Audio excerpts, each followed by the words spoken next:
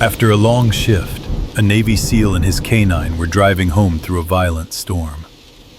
On a rain-soaked highway, they found an old man injured after a serious car crash. Ignoring the danger, the SEAL stopped, while the K-9 sensed threats before they appeared. Together, they pulled the man from the storm and saved his life. By morning, that good deed cost the SEAL his career and nearly his K-9. What he did not know was that the old man he saved would help uncover the truth. Tell us where you're watching from, and like, share, and subscribe to K9 and SEAL Stories. The rain did not fall so much as it attacked. It came sideways, driven by violent gusts that slammed into the windshield like handfuls of gravel, blurring the world into streaks of white and gray. Cole Maddox kept both hands steady on the wheel, posture straight even in the privacy of his truck, his body still carrying the discipline that years of service had carved into him. He was 30, but the angular ruggedness of his face made him look older when the lights cut across it. Sharp jawline set tight, clean-shaven, blue-gray eyes cold and focused beneath a neat modern undercut, the sides faded tight, the top cropped short and textured. He wore his standard-issue green digital camouflage uniform, blouse and trousers buttoned and fitted as regulation demanded, a plain black belt at his waist, black combat boots pressing firmly against the pedals. No insignia beyond what duty required, no decoration, just the uniform and the man inside it. Beside him sat Cairo. The Belgian Malinois was full-grown, 4 to 5 years old, lean and muscular without an ounce of excess, his deep fawn coat darkening toward mahogany where the rain soaked through the open window crack. A distinct black facial mask framed his intense dark amber eyes, which never blinked unnecessarily. His ears stood upright, slicing the storm sounds into information.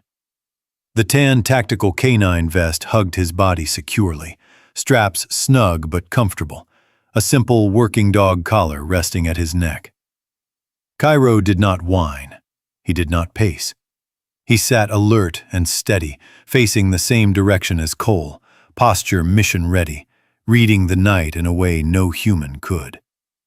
Cole had just finished a late shift, routine, uneventful on paper, but exhausting in the way only long hours of enforced control could be. The highway was nearly empty, most drivers smart enough to wait out the storm. The road hummed beneath the tires, the sound oddly calming, and for a brief moment, Cole allowed his mind to drift. He thought of silence, of how rare it had become, of how even after the uniform came off, the sense of watchfulness never truly did. He had learned that the hard way, through an incident years ago that had ended with paperwork, closed doors, and a quiet lesson burned into his instincts. Never assume danger announces itself. Cairo's body shifted. It was subtle, just a tightening through the shoulders, a change in breathing that Cole felt more than saw. His eyes snapped back to the road. Up ahead, through the sheeting rain, hazard lights flickered. Orange, erratic, wrong. A black sedan sat at an angle across the shoulder, rear end twisted toward the lane as if it had been spun there and abandoned. Thin smoke curled from beneath the hood, dissolving into the rain before it could rise. Cole slowed immediately, easing off the accelerator, scanning mirrors. The truck rocked as a gust hit it broadside. The sedan's lights pulsed again, reflected in the wet asphalt like a distress signal. Cole's jaw tightened. Stopping on the highway in weather like this violated a dozen unspoken rules. But something in his chest had already made the decision for him. He pulled onto the shoulder, angled the truck to shield the sedan as best he could, and flipped on his emergency lights. The rain roared louder when he opened the door, soaking his uniform in seconds. Cold bit through the fabric. Cairo moved with him, paws hitting the ground silently, body close but not crowding, eyes sweeping left, right, forward. That was when Cole saw the man. He stood near the guardrail, one hand gripping the metal as if it were the only thing keeping him upright. He was older, early 70s, maybe mid, though shock and rain blurred the years. Silver hair plastered back against his scalp, water streaming down a deeply lined face that spoke of decades spent under pressure.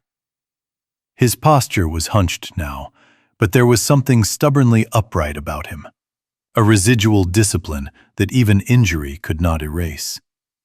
He wore a charcoal overcoat, heavy wool darkened by rain, hanging open over a dark suit. His white dress shirt was rumpled, his tie loosened as if in a moment of desperate need for air. One hand hung at his side, blood mixing with rainwater and dripping steadily onto the pavement. Polished black leather shoes were splashed with road grime, their shine dulled, but not destroyed. The man looked small against the storm, but his eyes, steel gray, sharp even through pain, lifted as Cole approached. "Sir," Cole called, his voice firm enough to cut through the wind. "Don't move." The man attempted a smile that never quite formed. "Car spun," he said, breath unsteady but controlled. "Lost control. I'm fine." He was not fine. Cole saw the tremor in his fingers, the way his shoulders shook, not just from cold, but from the body's delayed response to trauma. Cole signaled Cairo to stay. The dog obeyed instantly, planting himself slightly ahead of Cole, body angled toward traffic. A truck roared past in the right lane, hydroplaning just enough to fishtail. Cairo lunged forward without sound, slamming his body into Cole's thigh, forcing him back half a step.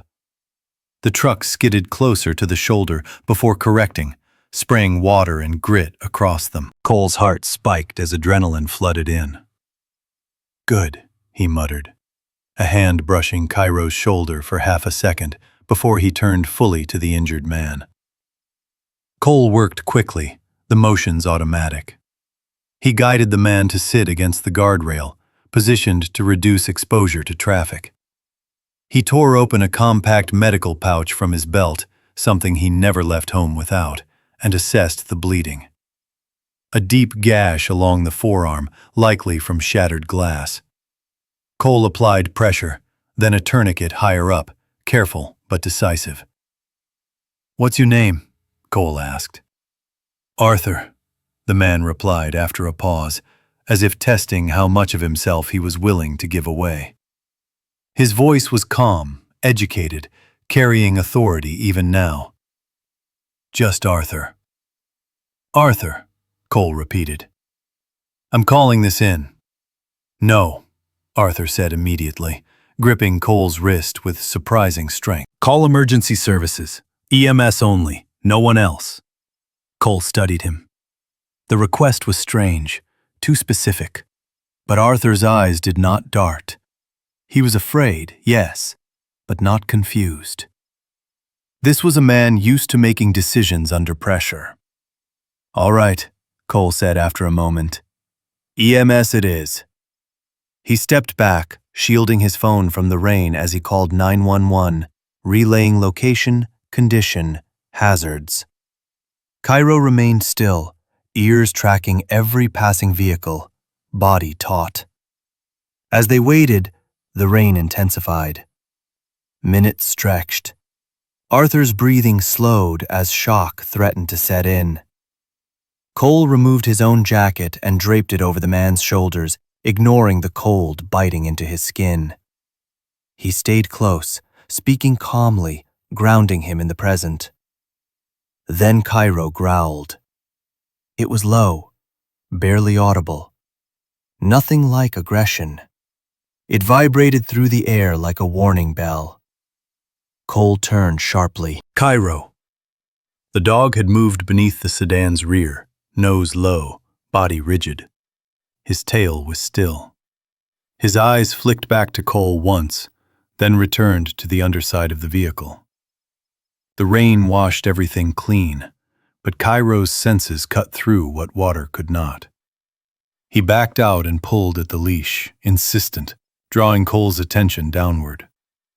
Cole crouched, ignoring the rain soaking through his sleeves.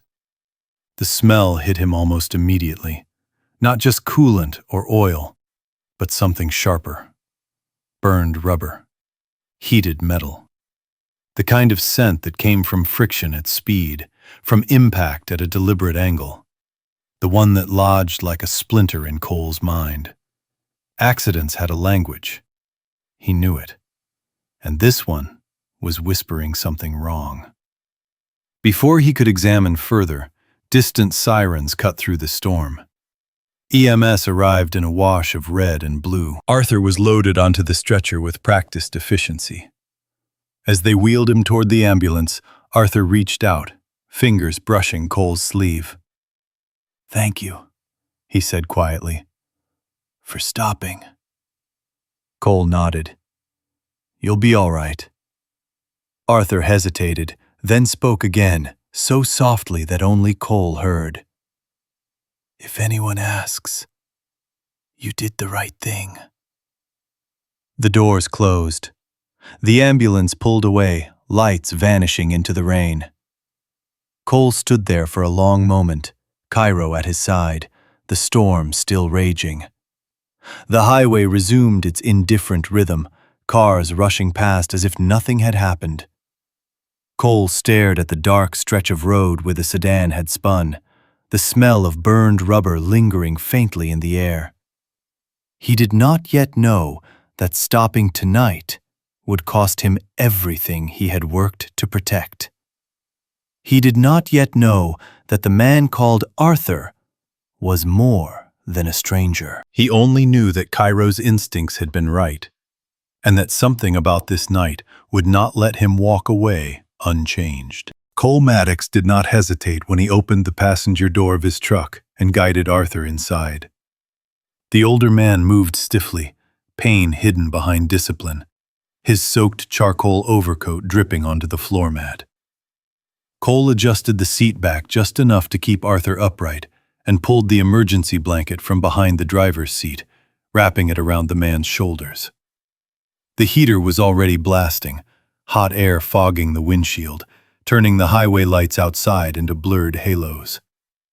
Cole leaned in, voice low and steady. "Stay still. Core warmth first." Arthur nodded, jaw clenched, eyes sharp despite the shock creeping in. Cairo leapt in after them without being told, settling on the rear seat directly behind Arthur, his lean body angled protectively, head low, eyes forward. He was close enough that his warmth radiated through the blanket like a living shield. The rain hammered harder, drumming on the truck's roof with relentless force. Cole stayed parked at an angle, hazard lights flashing, one eye on the mirrors, the other on Arthur's breathing. Minutes passed like stretched wire. The radio crackled with dispatch updates. EMS delayed, traffic rerouted, visibility dropping. Cole knew the protocol. He also knew what hypothermia looked like. Arthur's fingers trembled despite the heat. Cole kept talking, grounding him with simple questions.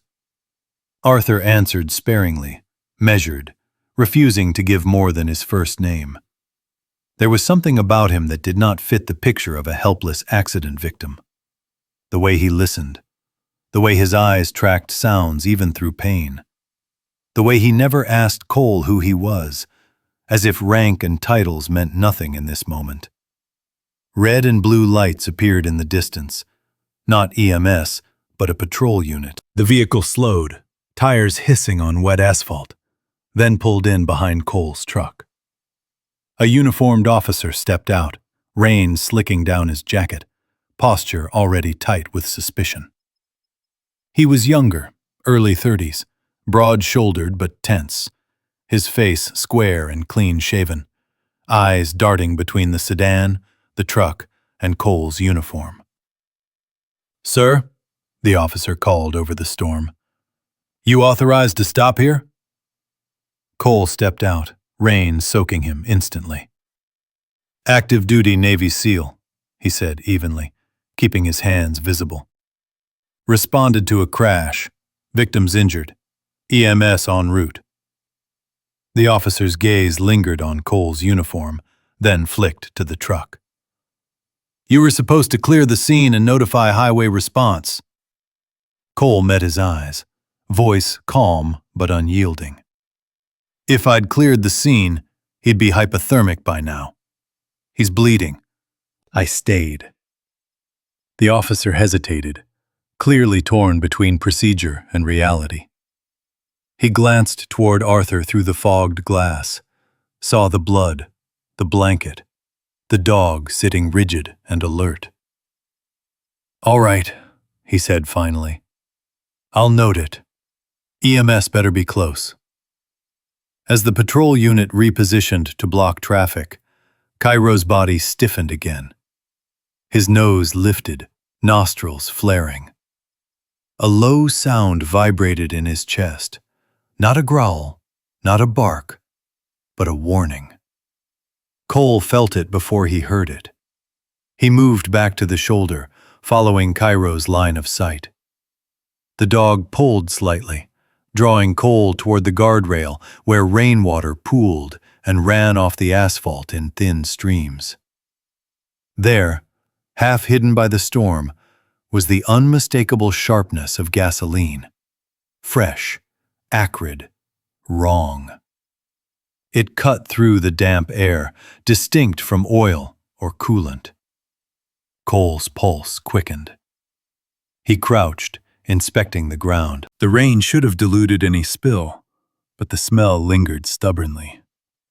He signaled the patrol officer. There's fuel here, he said. Not from the tank. Smells poured. The officer frowned, flashlight cutting through the rain. Could be a leak. Could be, Cole agreed, though Cairo's tense posture told him otherwise. The dog's eyes were fixed on the sedan, ears angled, body unmoving as if locking the image into memory. The subtle shift where instinct sharpened into certainty. Cole felt it settle in his gut, heavy and undeniable. Accidents left chaos, not patterns. And Cairo did not react to chaos this way. The wail of an ambulance finally pierced the storm. EMS arrived with practiced urgency, loading Arthur onto the stretcher. As they lifted him, Arthur caught Cole's wrist again, grip surprisingly strong. His voice was barely audible beneath the rain. They'll question you, he said. They always do. His eyes searched Cole's face with something like apology. Don't let them make you quiet. Before Cole could respond, the stretcher was rolled away, doors slamming shut. The ambulance pulled back onto the highway, lights disappearing into the rain-soaked dark. Cole stood there, water streaming down his face, Cairo pressed against his leg, eyes still locked on the vanishing lights. The aftermath came quickly. By the time Cole returned to base, soaked and exhausted, the incident had already been logged. He hadn't even changed out of his damp uniform when the summons came. The office smelled of stale coffee and disinfectant, fluorescent lights buzzing overhead. Captain Roderick Sloan stood behind the desk, posture immaculate, dark Navy command uniform pressed razor sharp. Sloan was in his mid-40s, his face narrow and severe, dark hair parted with surgical precision. His eyes were pale and calculating, his mouth set in a thin line that rarely softened. He was known for running a tight ship, for valuing appearances above all else. Rumors said a failed operation years ago had hardened him, turning caution into obsession. Sit, Sloan said without looking up. Cole remained standing. Sir. Sloan's gaze snapped up, irritation flashing. You abandoned your assigned route, he said, voice clipped. You violated highway engagement protocol. Cole explained. He kept it factual. The crash, the injured civilian, the delayed EMS. the gasoline smell. He did not embellish. He did not apologize. Sloane listened in silence, fingers steepled. When Cole finished, the captain leaned back, eyes cold. You stayed longer than authorized. You inserted yourself into a situation outside your scope. If I hadn't stayed, Cole replied evenly, the man would have frozen. Sloane's lips twitched. Heroics make for good stories, he said. They make for bad records. He glanced at the file on his desk. There will be an internal review. Until then, you're restricted to base. Your K9 is to be evaluated separately. The words hit harder than Cole expected. Cairo did nothing wrong. Sloane's gaze flicked past him, dismissive. Dogs don't get medals, Sergeant. They get assessed. Cole left the office with his jaw clenched, Cairo trotting at his side, unaware of the storm gathering above them. In the corridor, whispers followed him. Curious glances, averted eyes. Procedure was already turning into narrative.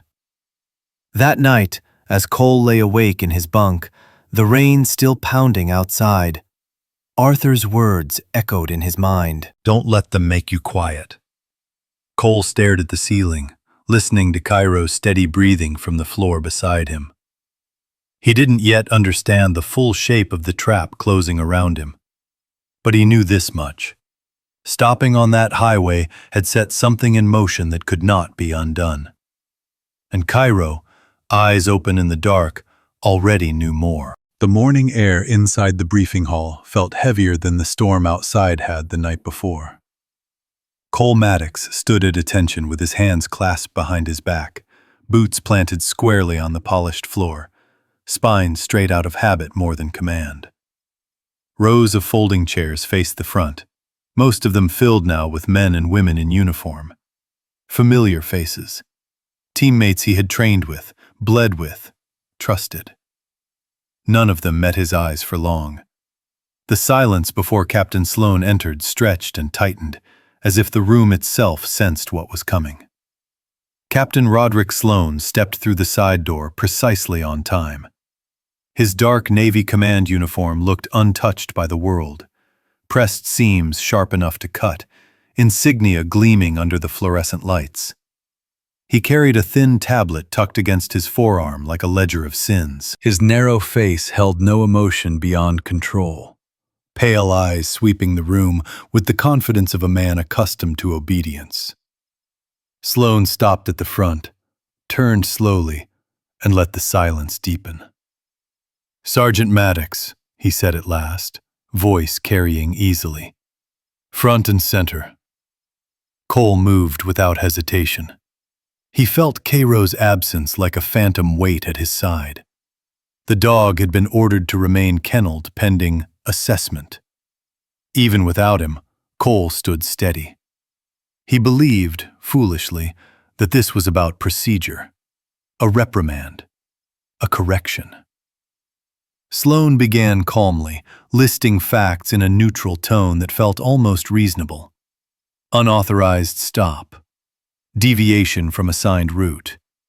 Extended presence at an active highway incident. Each item landed with bureaucratic precision. Cole listened, jaw set, waiting for the part where context mattered. It never came. You abandoned your mission, Sloane said, voice sharpening. You compromised operational readiness. You inserted yourself into a civilian matter outside your authority. He tapped the tablet once. And you did it on record. Murmurs rippled faintly through the room. Cole felt heat rise behind his eyes, but he kept his gaze forward. Sir, he said evenly. The civilian was bleeding and hypothermic.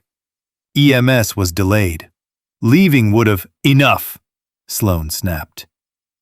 He raised a hand, cutting Cole off in front of everyone. We are not here to debate your feelings. We are here to address your conduct. That was when Cole understood. This was not discipline. This was theater. Sloan turned to the assembled unit. "We pride ourselves on restraint," he continued. "On professionalism. On not playing hero for personal recognition." His eyes flicked back to Cole, something cold passing through them. "There are allegations that Sergeant Maddox staged his involvement to elevate his profile." The words hit the room like a dropped weapon. Cole's head snapped up. "That's a lie." Sloan did not acknowledge him. Instead, he swiped the tablet and the screen behind him flickered to life. Grainy footage appeared, hallway camera video from the base garage. It showed Cole the night before, soaked, exhausted, opening the passenger door of a black sedan as he checked for injuries. The clip froze there, zoomed slightly, cropped tight. "To the untrained eye," Sloan said smoothly, "this could appear as unauthorized access to a civilian vehicle." The implication hung in the air, poisonous and deliberate. Cole turned, scanning the faces behind him. A few looked shocked. Most looked down. One or two watched with guarded curiosity, already calculating distance from the blast radius. He understood them. Fear was efficient that way. "Sir," Cole said, voice low but clear, "that footage is incomplete. It was taken out of context." Sloan smiled then, a thin, precise curve that never reached his eyes. "Context is a privilege," he said, "and privileges are earned." Orders followed in rapid succession, each one stripping away another layer of Cole's standing. Shift reduction, menial labor assignments, a formal mark on his service record. Then the worst of it. "Effective immediately," Sloan announced. "Sergeant Maddox is relieved of canine handling duties, pending investigation." The room went completely silent. Cole felt it like a physical blow. Cairo was not equipment. He was a partner, trained through years of trust and shared danger. The idea of being separated, not because of failure, but because of accusation, tightened something in Cole's chest that he hadn't known could still break. Sloan continued, relentless. "Any further deviation from protocol will be considered insubordination." That should have been the end of it, but Sloan wasn't finished. By noon, whispers had turned into narrative. Messages circulated through internal channels, carefully worded, anonymous, damaging. Cole had gone off-book. Cole had touched civilian property. Someone even suggested he had pocketed something from the wreck before EMS arrived. The lie spread faster than truth ever did, carried by silence and self-preservation. When Cole returned to the kennel later that afternoon to collect his gear, Cairo was already alert, pacing the enclosed space with controlled tension. The Malinois' ears snapped forward the moment he saw Cole, amber eyes locking on him with fierce relief. Cairo pressed against the gate, tail low but wagging once, controlled, waiting for instruction. Cole knelt, resting his forehead briefly against the metal. "Easy," he murmured. "I'm here." A new figure stood nearby, clipboard in hand. He was a civilian contractor assigned to behavioral evaluations, mid-50s, thinning hair, wireframe glasses perched too low on his nose.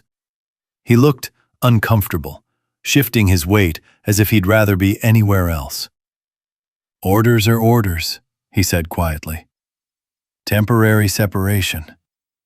Cairo growled then, not loud, not aggressive, but deep and protective.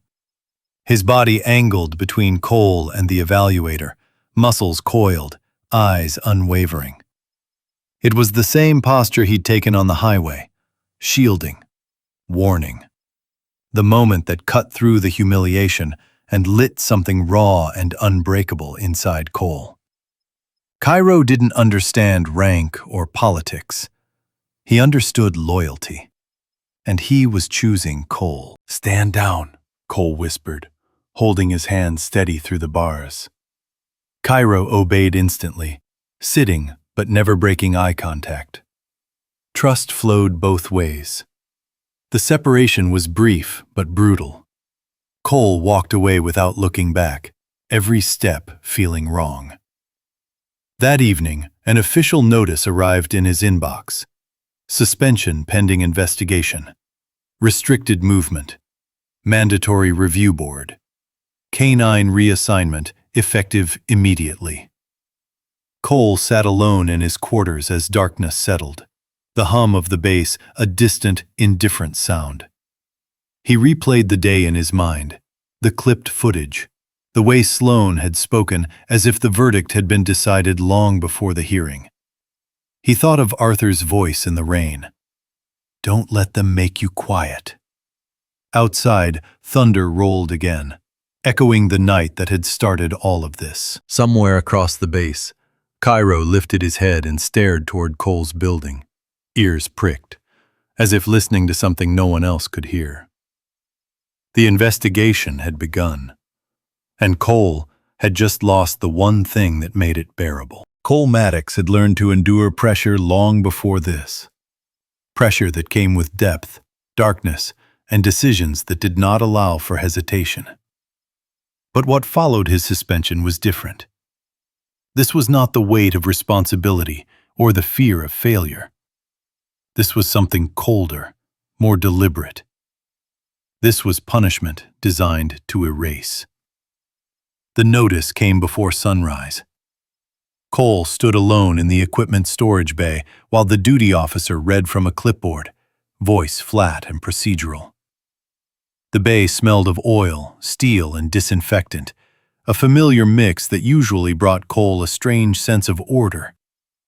Today, it felt hostile.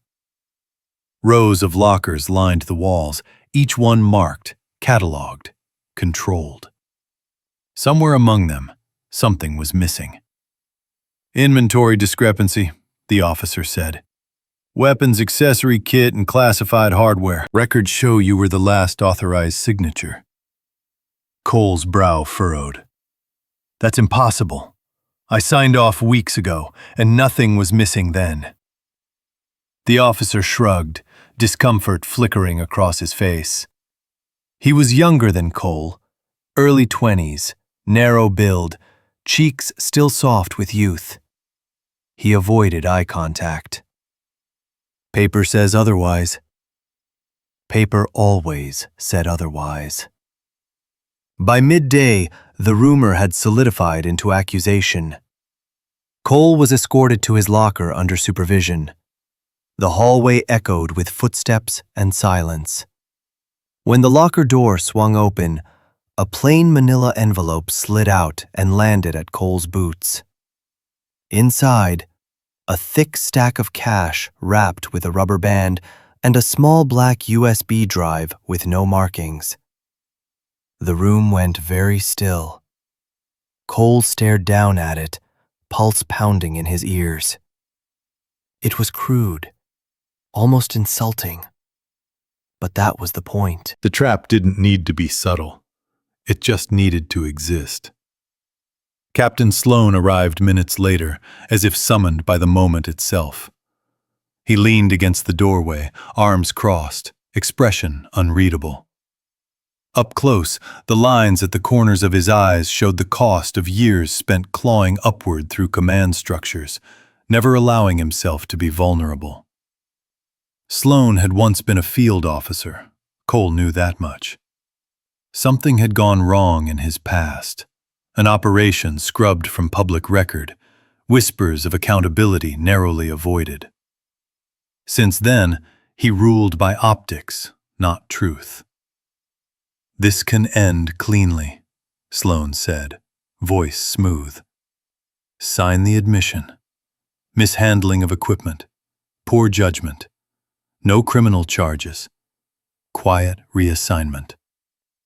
Cole looked up slowly. "And if I don't?" Sloan's gaze flicked briefly toward the kennel wing down the hall.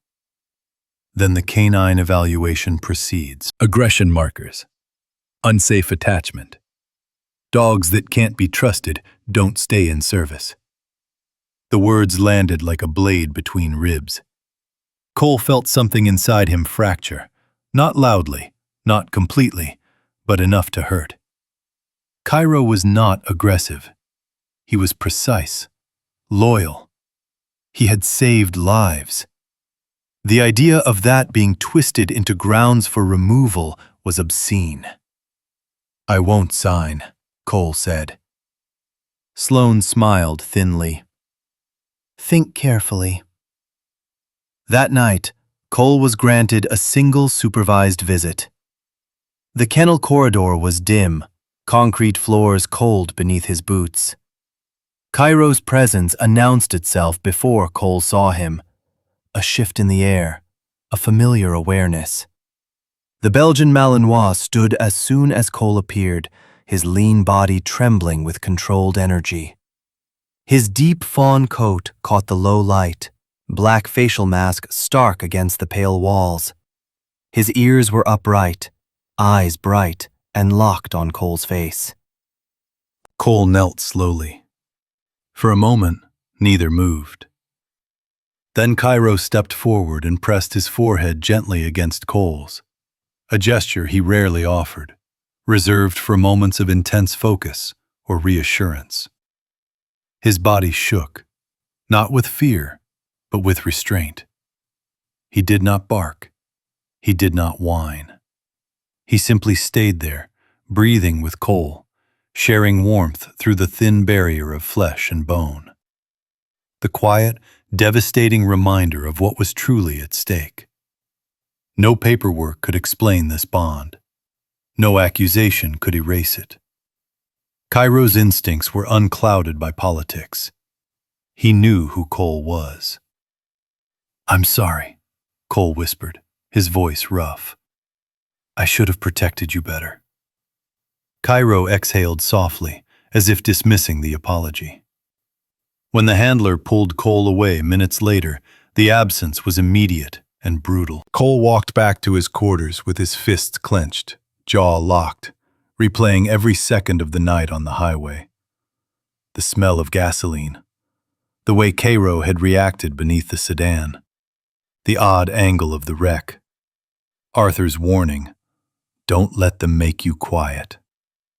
Cole opened his laptop and logged into the internal archives system.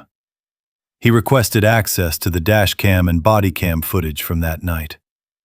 The screen loaded, then froze. Access denied. He tried again. Different terminal. Same result. He checked the audit trail.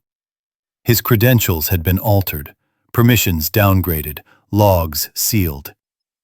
Someone had touched the data. Someone with authority.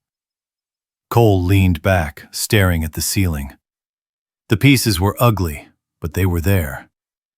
The accident, the cover-up, the planted evidence, the rush to silence him. This was no longer about discipline. This was about removing a witness. Outside, the base lights flickered as a storm rolled in again, thunder echoing across the concrete. Somewhere in the kennel wing, Cairo lifted his head, sensing the shift, sensing Cole's resolve hardening into something dangerous and unyielding. Cole closed his laptop.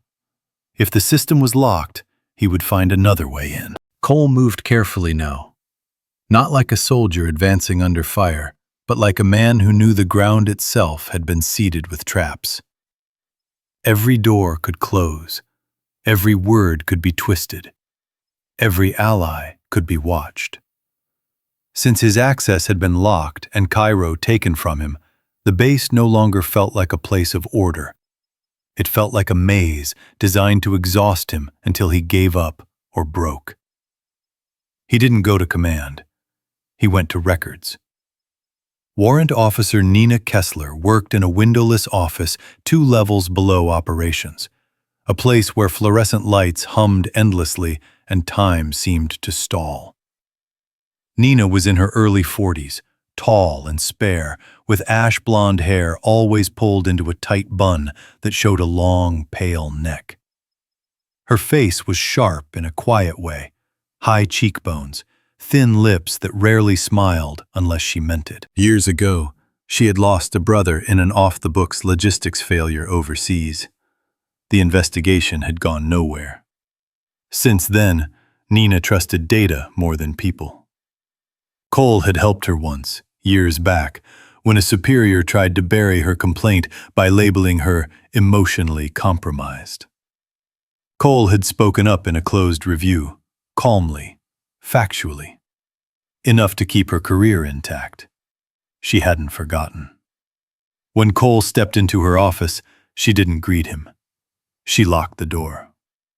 "You shouldn't be here," she said quietly, eyes scanning the ceiling corner where a camera dome blinked red. "I know," Cole replied. "I won't ask you to do anything you shouldn't." Nina studied him for a long second, then turned to her terminal. "That's good," she said, "because I already looked." Her fingers moved fast, practiced. Logs scrolled by, access timestamps, checksum mismatches, overwrite flags. Nina's jaw tightened. "The original video files from your highway incident," she said. "They were altered, not deleted, spliced. Someone duplicated the clip, trimmed 3 seconds at the beginning, 4 at the end, then overwrote the archive reference. Amateur work, actually. Confident, not careful." Cole felt a cold clarity settle in his chest. "Who had access?" Nina hesitated. "I can't give you names, but I can tell you this. The access point wasn't base security. It was routed through transportation oversight." Cole's mind jumped immediately. Highway cameras, civilian infrastructure. "There's more," Nina continued. "One traffic camera on the interstate, mile marker 142, wasn't touched. Whoever did this assumed it looped every 48 hours. It doesn't. It archives to a municipal server." She slid a slip of paper across the desk. An address. A timestamp. "This is all I can do," she said. "If they trace this back to me—" "They won't," Cole said. He meant it. That night, Cole drove alone to the impound lot where the black sedan had been towed after the crash. Rain had washed the air clean, leaving behind the sharp smell of wet asphalt and oil. The chain-link fence rattled softly in the wind. Floodlights cast long shadows over rows of wrecked vehicles, each one a frozen moment of chaos. Cole signed in under a civilian pretext Nina had arranged. The guard barely looked up. Inside the lot, Cole felt it again, the sense that something was wrong. Not loud enough to be obvious, but persistent. He walked past twisted frames and shattered glass until he saw it. The black sedan. Cleaned, mostly. Too clean. Before Cole could circle it fully, a familiar presence surged at his side. Cairo. Cole froze. The Malinois had slipped from the shadows like he belonged there. Tan tactical vest snug against his lean frame, black mask cutting a sharp line across his face. His handler, an off-duty corporal with tired eyes, stood a few steps back, looking uneasy. "He wouldn't settle," the corporal muttered. "Pulled like hell when we passed this place. I figured 5 minutes." Cole knelt automatically, hand brushing Cairo's shoulder. The dog's muscles were taut, vibrating with restrained urgency. His ears were locked forward, his nose moved fast, deliberate. Then Cairo pulled. Not wildly, purposefully. He dragged Cole to the rear of the sedan and lowered his head, nostrils flaring. A low sound rumbled in his chest, not a growl of threat, but of warning. He traced the edge of the bumper, stopped at one precise point, then pawed once. Hard. Cole crouched, flashlight sweeping over the metal. There, beneath the clean surface, a faint distortion. Compression damage angled inward, not backward. Not from a collision ahead, but from lateral force. A push. A squeeze. This was the re-hook, the moment where instinct crossed into evidence. Cairo had not reacted emotionally. He had reacted accurately. He had read physics through scent and pressure, something no doctored report could erase. Cole looked closer and saw it. A tiny fragment wedged behind the frame, missed during cleanup. He pried it loose. A sliver of composite plastic with a partial stencil, unit marking paint. Military grade. Good boy, Cole breathed. Cairo didn't relax. He turned sharply, head snapping toward the far end of the lot. Someone was there, watching. A vehicle engine started, tires rolled away. Cole stood, heart pounding. This wasn't just about the past anymore. Someone still cared enough to monitor this wreck. The next morning, Cole followed Nina's lead to the municipal traffic office. The clerk on duty was a middle-aged man with thinning hair and a habit of over-explaining. Cole let him talk while he requested footage under a standard legal review clause.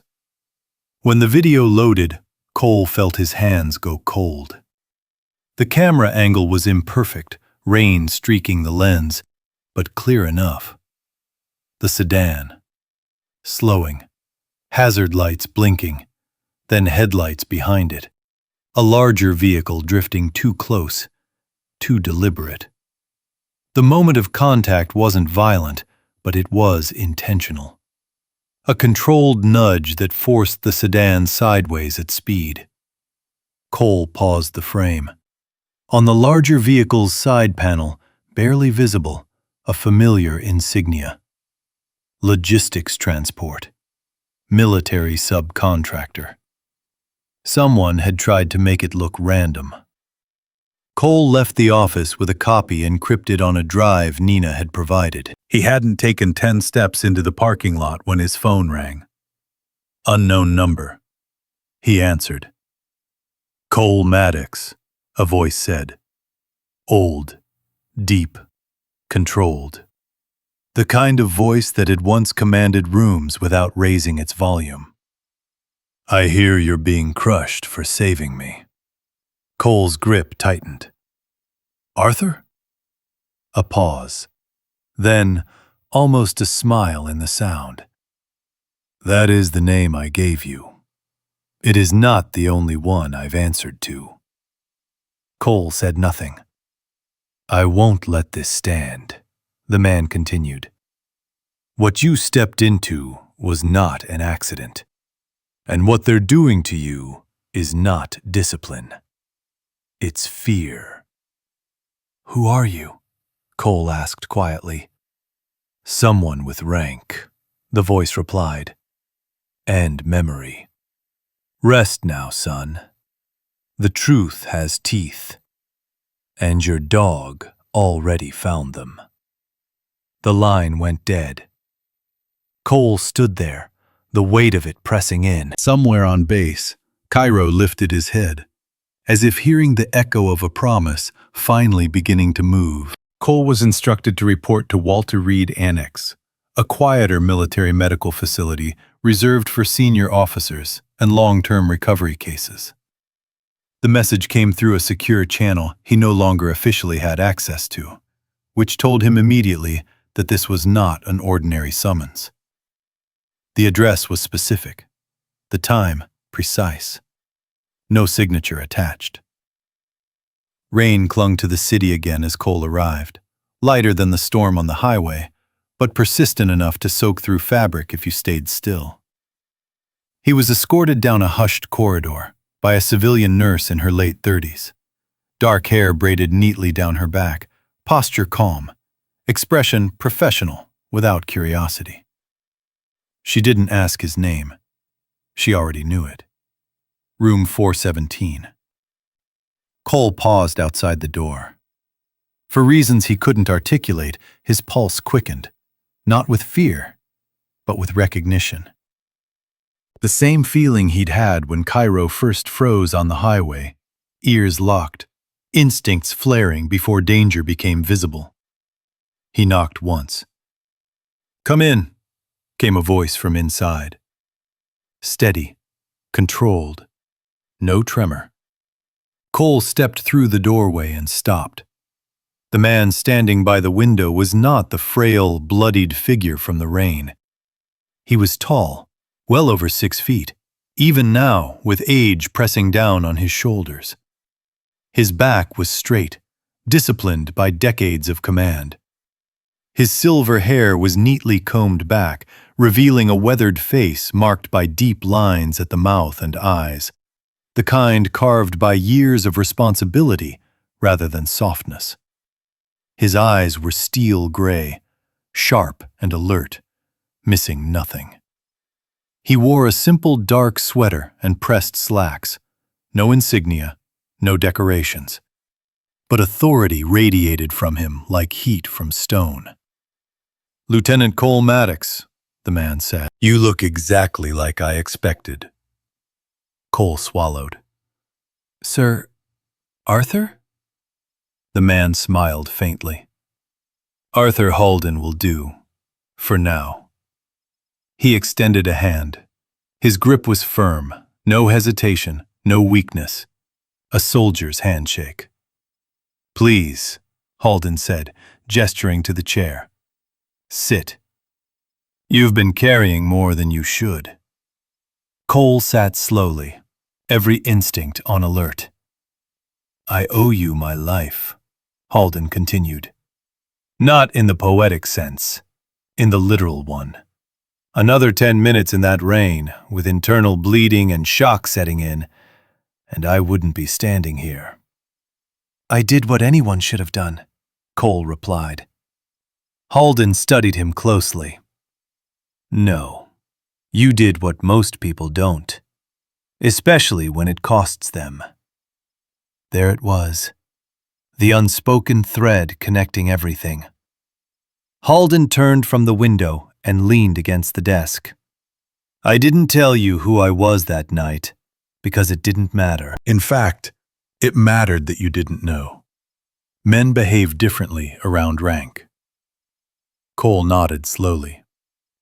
"Lieutenant General Arthur Halden," Halden said, his voice neither proud nor apologetic. "Retired. Former Strategic Command. I spent 40 years watching how corruption hides behind procedure. I didn't retire because I was tired. I retired because I ran out of legal room to fight it from inside." The words settled heavily. "I've been quietly investigating a procurement and transport corruption channel," Halden continued. "Vehicles, logistics contracts, subcontracted drivers moving things they shouldn't, covering losses by staging incidents. That highway crash was not an accident. I was collecting proof." Cole's jaw tightened. "And they tried to kill you?" Halden nodded once. "They tried to scare me. They miscalculated." A silence followed, dense, charged. "I heard what they did to you," Halden said. "The suspension, the humiliation, the threat to your dog." At the mention of Cairo, something sharp flashed in Cole's eyes. "That," Halden said quietly, "is where they crossed from corruption into cruelty." The moment where power shifted. Halden straightened, his presence filling the room in a way no uniform ever could. "I have already given a sworn statement," he continued. "I confirmed that you followed protocol under emergency humanitarian conditions, that you rendered aid correctly, that your actions saved my life. I also confirmed that you were warned not to involve anyone beyond EMS, which you respected." Cole's breath caught. "Sir, they're saying I staged it." Halden's expression hardened. "They can say whatever they want. Tomorrow, they will prove it." He moved to the bedside table and opened a secure folder. Inside were printed logs, time-stamped access records, and still images from traffic cameras, clearer versions of what Nina had found. I contacted the Inspector General and Military Police Internal Affairs last night, Halden said. Not as a request, as a notification. Cole felt something in his chest loosen for the first time in days. Nina Kessler has already cooperated, Halden added. She's a meticulous woman. I like that. Your dog, Cairo, will also be referenced. Cole looked up sharply. How? Halden allowed himself a thin smile. Behavioral canine analysis. Independent expert testimony. His reaction at the impound site corresponds exactly with physical evidence of forced lateral impact. Your dog did not speculate. He indicated. Cole exhaled slowly. And Captain Sloan? Cole asked. Halden's gaze turned cold. Captain Sloan is not the architect. He is a gatekeeper who chose silence over honor. Men like him fold when light hits them. Halden stepped closer, lowering his voice. Tomorrow morning, formal disciplinary council. Full attendance. You will not stand alone. I will testify in person. Cole stood, instinctively straightening. Sir, he said quietly, why risk this? You're retired. You could have stayed invisible. Halden met his eyes. Because I watched good soldiers get buried for doing the right thing while bad ones hid behind policy.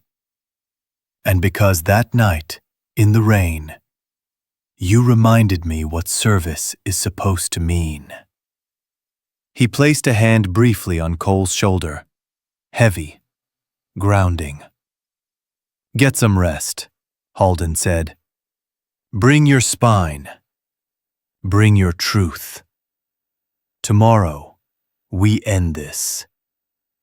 As Cole left the hospital, his phone vibrated once. A single message from an internal number he hadn't seen in days. Canine status updated. Evaluation postponed. Handler review pending.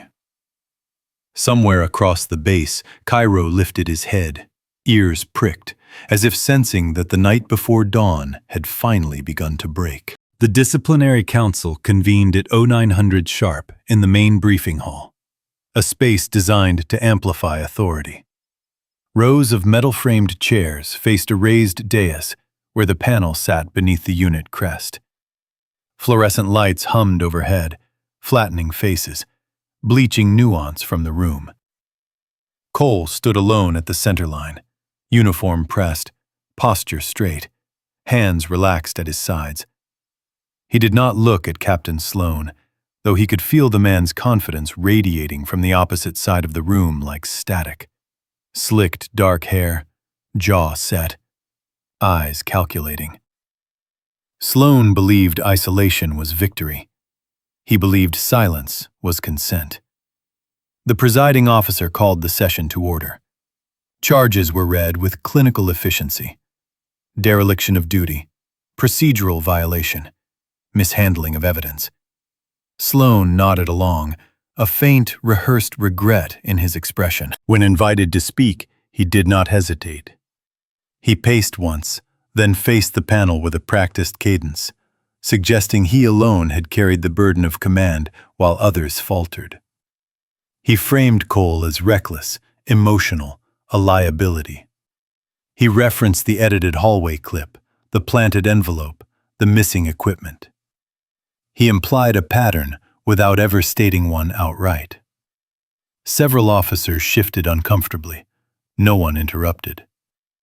Then the doors at the rear opened. The sound was not loud, but it cut through the room with surgical precision. Conversation stopped. Chairs scraped as if pulled by instinct. Every officer rose to their feet at once, the reaction involuntary, trained deep into muscle memory. Cole turned. Lieutenant General Arthur Halden entered without escort. He wore a dark tailored suit, no ribbons, no insignia, only the quiet gravity of a man whose authority had long outlived his rank. His silver hair was combed back, his shoulders square, his eyes steady and unforgiving. He did not hurry. He did not pause. He walked straight down the center aisle as if the floor had been laid for him alone. Sloane's color drained. His mouth opened, closed, then settled into a thin line. "At ease," Halden said, voice even. The room obeyed. Halden took a position beside Cole, close enough that Cole could feel the warmth of another presence at his back. "Proceed," Halden said to the presiding officer. "I will testify." What followed did not resemble argument. It resembled anatomy. Halden spoke without notes, without theatrics. He described the night on the highway, weather conditions, medical risk, the exact moment his vision narrowed and breath shortened. He stated plainly that Cole had followed emergency protocol, had stabilized him, had secured the scene. He confirmed that he had instructed Cole not to involve anyone beyond EMS, to avoid alerting hostile parties. He stated that Cole's actions had saved his life. Sloane attempted to interject. Halden raised one hand. The room went still. "Now we discuss evidence," Halden continued. A screen illuminated behind the dais. 2 video clips played side by side. On the left, the edited hallway footage. On the right, the original dash cam and body cam sequence. Uncut, time-stamped, verified. The differences were subtle, but damning. Seconds removed, angles cropped, context stripped. Halden did not explain. He let the contrast indict itself. Next came access logs, precise timestamps, user credentials, routes taken to alter archives. Names were not spoken yet, but the pattern was unmistakable. Then the municipal traffic footage rolled. Rain streaking the lens, headlights flaring. The moment of lateral contact appeared, controlled, deliberate. A push. Sloane spoke quickly, voice rising. He suggested coincidence, claimed Cole had manipulated sympathetic witnesses, accused him of staging. Halden turned toward him, eyes cold. "You are insulting the honor of this service," Halden said, not loudly. "And you are doing it in front of those sworn to protect it." He gestured once. "Bring the K9." The doors opened again. Cairo entered on a short lead, tan tactical vest snug against his lean frame, black mask stark under the lights. His handler, an independent evaluator with graying hair and a face weathered by years in the field, kept the leash loose. Cairo moved with calm precision, ears upright, eyes bright. The evaluator described Cairo's training, his reliability, his documented behavior markers. Then he described the impound test, the exact spot Cairo indicated, the corresponding compression damage, the composite fragment recovered. He did not romanticize. He reported. The moment skepticism faltered, not because a dog was brave, but because a dog was accurate. The room leaned forward as one. Sloane tried again, voice brittle now. He claimed contamination, coincidence, bias. Halden stepped between Sloane and the panel. "Enough," he said. "The truth has been patient. It does not need your permission." He nodded to the presiding officer. "Proceed with findings." The ruling came swiftly. Captain Sloane was suspended, pending full investigation by Inspector General and Military Police Internal Affairs. His access was revoked. His command authority frozen. The planted evidence was dismissed. The altered footage entered as proof of misconduct. Cole Maddox was fully exonerated. His canine partnership reinstated immediately. Commendation for life-saving action approved.